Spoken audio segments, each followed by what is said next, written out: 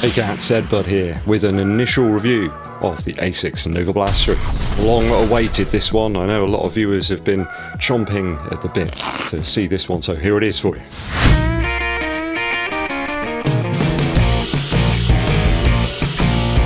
Welcome back to the channel, people. Eddbud here.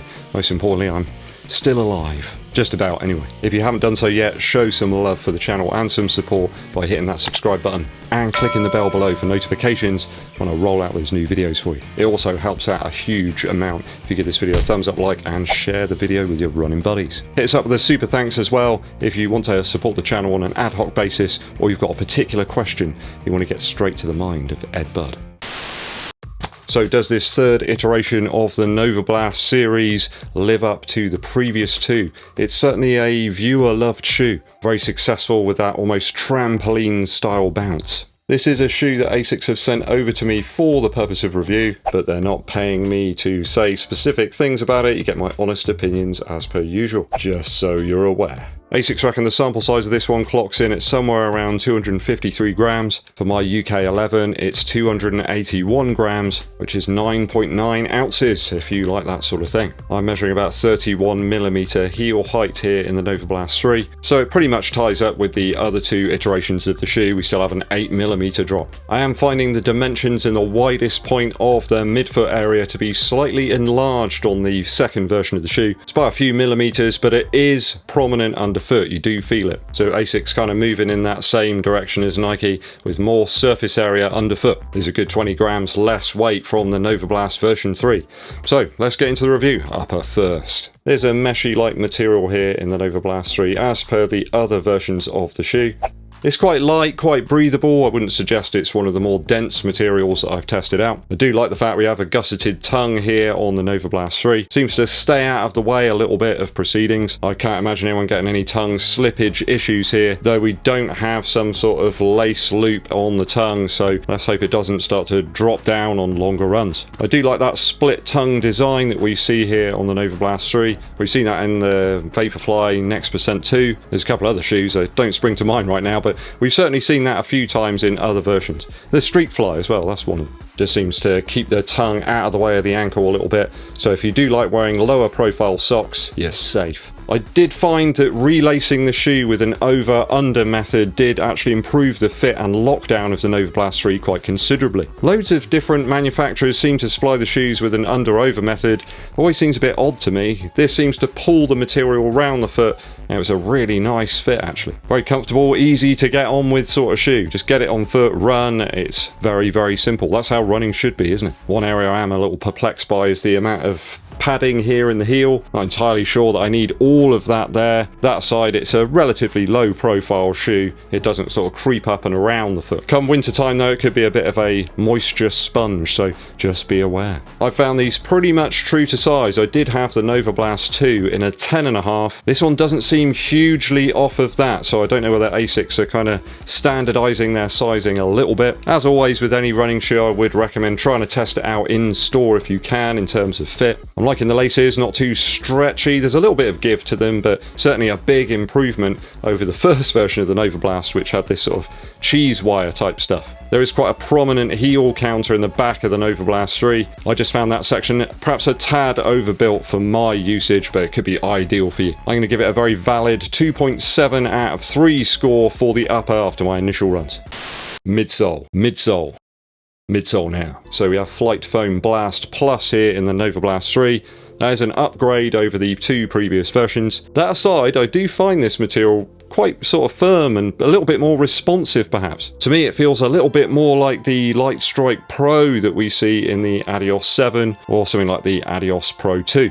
I think the predominant reason though that they've utilised this foam in the Novablast 2 is that it's that bit lighter. Certainly a lighter shoe now feels a little bit more nimble, which could perhaps increase and widen the use case of the trainer. Recently I got back out and ran in the Novablast version 2. I was actually quite surprised at how firm it was really. I think things have moved on quite a bit since Flight Foam Blast first appeared, but I have to say it did soften up a little bit after a few miles. But after holding the two shoes in hand, this one's actually quite a bit lighter. You really can feel the difference. So this weight saving brings the shoe closer to something like Reebok's Energy 3 or 4, and also to some of Puma's Velocity Nitro series. Though I'm finding you've got a touch more bounce, not perhaps as much squash here, it's a more controlled feeling underfoot in the Novablast 3. Just a more subtle implementation of the shoe, which could be right up your street. Or actually, those words might have just sort of put out your fire and interest in the shoe.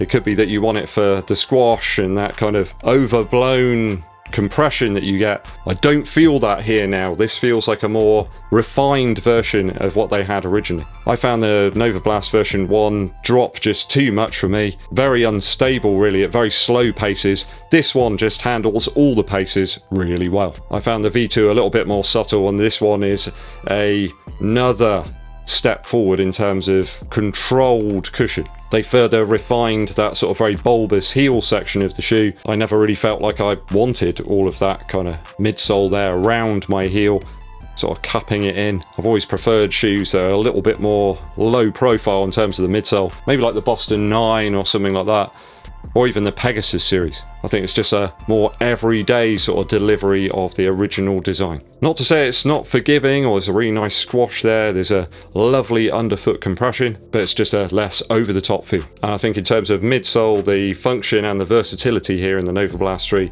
will make it a favourite model for many runners. I threw in a couple of faster reps, just kind of seeing what pace I could do at the moment.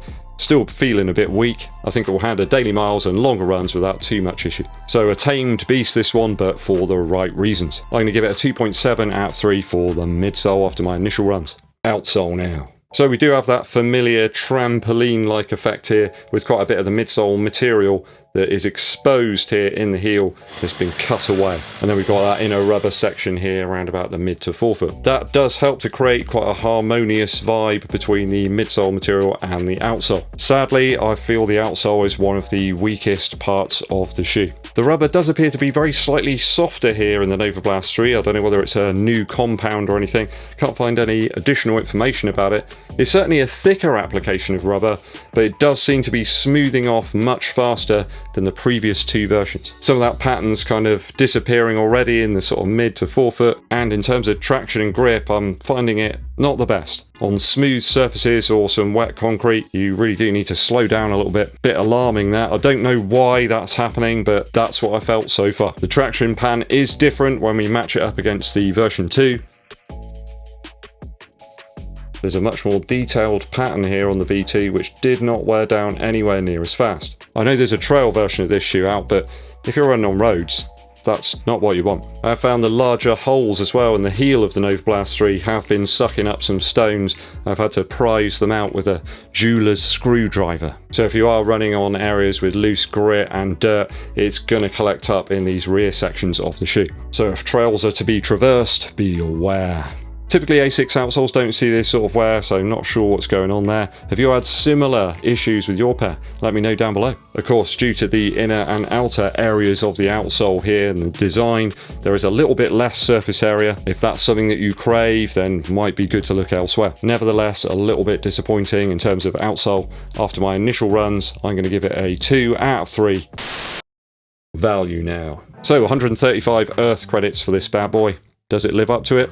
I think pretty much so. In all but those cases where you're going to be running on very wet, sort of moist areas. Perhaps if you're predominantly road running urban areas, I think you'll probably be okay. I think the shoe certainly benefits from having that lighter frame now with the new Flight Foam Blast Plus material, and it's expanded out the versatility and the use case of the shoe somewhat. Not sure I need those high side walls here in the heel, but if you like a little hint of stability, it is there. I think I'd probably still gravitate a little bit towards the Pegasus 39. I like the profile of that shoe, I like the simplicity of it, and the outsole grip is that little bit better in the Peg 39. That waffle type outsole just seems to work for me. And you can bang the stones out pretty easily as well on a hard concrete slab.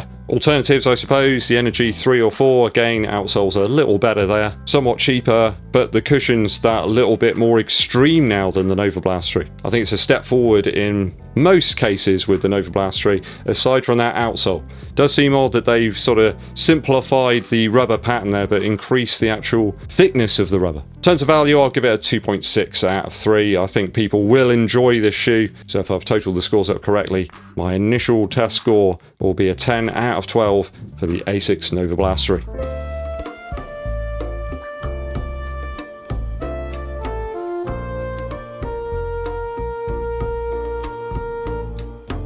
Have you picked this one up, guys? Let me know your thoughts and opinions on it down in the comments. Musical interlude time. Today comes from Paul Weller with his 2001 album Days of Speed. Really got into Paul Weller again recently. Been sat listening to a lot of his performances from back in the noughties. Some fantastic stuff there. Such a wealth of different types of songs. Yes, you've got those obviously retro inspired sort of 60s numbers with that kind of mod feel. Lots of Paisley, and I like that kind of stuff. But there's some wonderful gentle acoustic numbers as well on this album. My favourite of mine's always going to be Wild Wood. I really like that kind of rotating, cyclic, almost sequence to the whole thing. Really jazzy chords, just a wonderful, gentle sort of song. Paul does lift it up at one point by increasing the power of his voice, but it still retains that sort of forest feel. The guy's produced so many different albums as well. I've only picked up a few over the last like 10-15 years, but there's so much to dip into. I think this is a good start of everything sort of from the jam forward to about 2001. Days of Speed live in 2001 by Paul Weller. Thanks for joining me on the channel, guys. It is always appreciated. Help us to continue to grow by hitting that subscribe button and clicking the bell below for notifications when I launch the new videos for you. Really helps us out too if you give this video a thumbs up, like, and share it with your running buddies. My name's Eddbud, and I'll be seeing you